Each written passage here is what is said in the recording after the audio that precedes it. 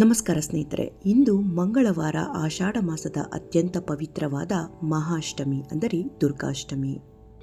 ದುರ್ಗಾದೇವಿಯ ದಿವ್ಯ ರಕ್ಷಣೆ ಸದಾ ನಮ್ಮ ಮೇಲೆ ಇರಲೇಬೇಕು. ಜೀವನದಲ್ಲಿ ಕಾಡುತ್ತಿರುವಂತಹ ಶತ್ರುಬಾಧೆ ಆಗಲಿ ಅಥವಾ ಸಾಲದ ಸಂಕಷ್ಟವಾಗಲಿ ದೂರವಾಗಲು ದೇವಿಯ ಕೃಪೆ ಇರಲೇಬೇಕು. ಮುಖ್ಯವಾಗಿ ನಮ್ಮ ಮನೆಯ ಮೇಲಿರುವಂತಹ ನಕಾರಾತ್ಮಕ ಶಕ್ತಿಗಳು ಭಸ್ಮವಾಗಲು ತಾಯಿಯ ಆಶೀರ್ವಾದ ಯಾವಾಗಲೂ ಇರಲೇಬೇಕಾಗುತ್ತದೆ. ಜಗನ್ಮಾತೆ ದುರ್ಗಾ ಪರಮೇಶ್ವರಿಯ ಈ ಅತ್ಯಂತ ಶಕ್ತಿಶಾಲಿ ಗಾಯತ್ರಿ ಮಂತ್ರವನ್ನು ಇಂದು ಕೇವಲ 11 ಬಾರಿಯಾದರೂ ಶ್ರದ್ಧೆಯಿಂದ ಆಲಿಸಿ ಹಾಗೆ ಪಠಿಸಿ ದುರ್ಗಾ ಮಾತೆಯ ಪವಾಡ ನಿಮ್ಮದಾಗುತ್ತದೆ. ಹಾಗಿದ್ದರೆ ಈಗ ಕೇಳೋಣ ದುರ್ಗಾಷ್ಟಮಿ ವಿಶೇಷ ದೇವಿಯ ಮಹಾಮಂತ್ರವನ್ನು. महादेवी च विद्महे दुर्गायै च धीमहि तन्नो देवी प्रचोदयात्. ॐ महादेवी च विद्महे दुर्गायै च धीमहि तन्नो देवी प्रचोदयात्. ॐ महादेवी च विद्महे दुर्गायै च धीमहि तन्नो देवी प्रचोदयात्. ॐ महादेवी च विद्महे दुर्गायै च धीमहि तन्नो देवी प्रचोदयात्. ॐ महादेवी च विद्महे दुर्गायै च धीमहि तन्नो देवी प्रचोदयात्. ॐ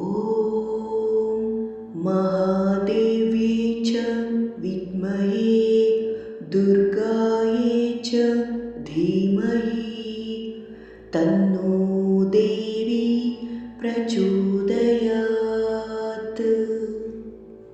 ॐ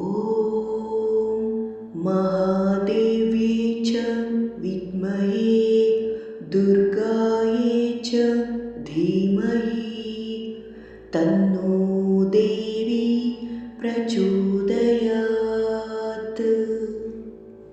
ॐ महादेवी च विद्महे दुर्गायै च धीमहि तन्नो देवी प्रचोदयात्.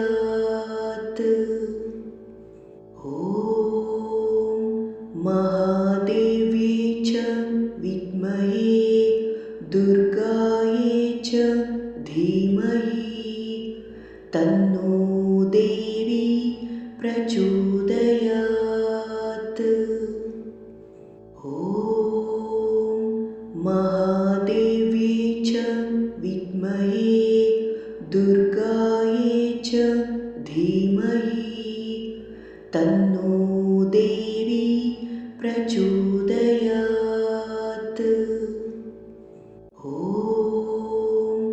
महादेवी च विद्महे दुर्गायै च धीमहि तन्नो देवी प्रचोदयात्. ॐ महादेवी च विद्महे दुर्गायै च धीमहि तन्नो देवी प्रचोदयात्. ॐ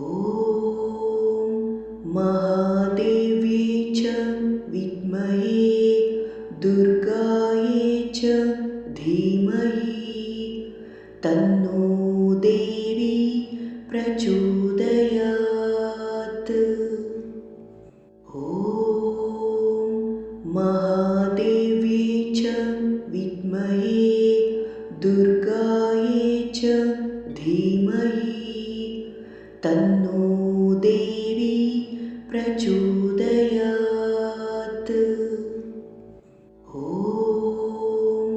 महादेव्यै च विद्महे दुर्गायै च धीमहि तन्नो देवी प्रचोदयात्। ॐ महादेव्यै च विद्महे दुर्गायै च धीमहि तन्नो देवी प्रचोदयात्। ॐ महादेव्यै च विद्महे दुर्गायै च धीमहि तन्नो देवी प्रचोदयात्। ॐ महादेव्यै च विद्महे दुर्गायै च धीमहि तन्नो देवी प्रचोदयात्। ॐ महादेव्यै च विद्महे दुर्गायै च धीमहि तन्नो देवी प्रचोदयात्। ॐ महादेव्यै च विद्महे दुर्गायै च धीमहि तन्नो देवी प्रचोदयात्। ॐ महादेव्यै च विद्महे दुर्गायै च धीमहि तन्नो देवी प्रचोदयात्।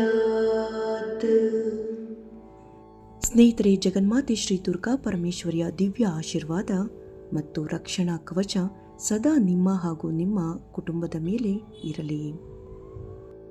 ಈ ವಿಡಿಯೋ ಇಷ್ಟ ಆಗಿದ್ರೆ ವಿಡಿಯೋಗೊಂದು ಲೈಕ್ ಕೊಟ್ಟು ಹಾಗೆ ಕಮೆಂಟ್ ಬಾಕ್ಸಲ್ಲಿ ಜೈ ದುರ್ಗಾ ಮಾತಾ ಎಂದು ಬರೆಯಿರಿ. ಇಂತಹ ನಿತ್ಯ ಶಕ್ತಿಶಾಲಿ ಮಂತ್ರಗಳಿಗಾಗಿ ಹಾಗೆ ಭಕ್ತಿಪೂರ್ವಕ ವಿಡಿಯೋಗಳಿಗಾಗಿ ಮಾಹಿತಿಪೂರ್ವಕ ವಿಡಿಯೋಗಳಿಗಾಗಿ ನಮ್ಮ ಚಾನಲನ್ನು ಈಗಲೇ ಸಬ್ಸ್ಕ್ರೈಬ್ ಮಾಡಿ. ಈ ಪವಿತ್ರ ವಿಡಿಯೋವನ್ನು ನಿಮ್ಮ ಆಪ್ತರಿಗೂ ಶೇರ್ ಮಾಡಿ. ಈ ವಿಡಿಯೋ ನೋಡಿದ್ದಕ್ಕಾಗಿ ಎಲ್ಲರಿಗೂ ಧನ್ಯವಾದಗಳು. ಜೈ ಶ್ರೀರಾಮ್, ಜೈ ದುರ್ಗಾ ಮಾತಾ.